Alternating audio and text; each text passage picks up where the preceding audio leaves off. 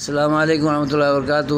محترم سامعین، خواتین و حضرات، اجالا چاندنی امید اسلامی چینل سے میں ویڈیو لے کر آیا ہوں تعلیم اللغت البرطیہ کے سلسلے میں۔ جیسا کہ آپ کو معلوم ہے کہ ماں کو امو کہتے ہیں، انگو بھی کہتے ہیں نون غنہ کے ساتھ۔ تو ماں کی بہن کو جو خالہ ہو تو خالہ کو عمومی طور پر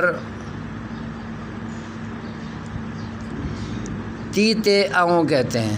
اگر وہ ماں سے چھوٹی ہو، خالہ اپنی ماں سے چھوٹی ہو تو تیتے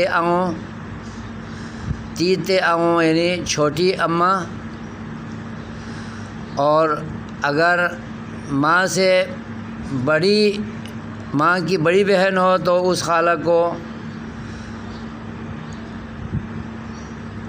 چھوغو انگو کہتے ہیں۔ چھوغو انگو یعنی بڑی ماں، چھوغو بڑی، انگو یعنی بڑی ماں یعنی بڑی خالہ۔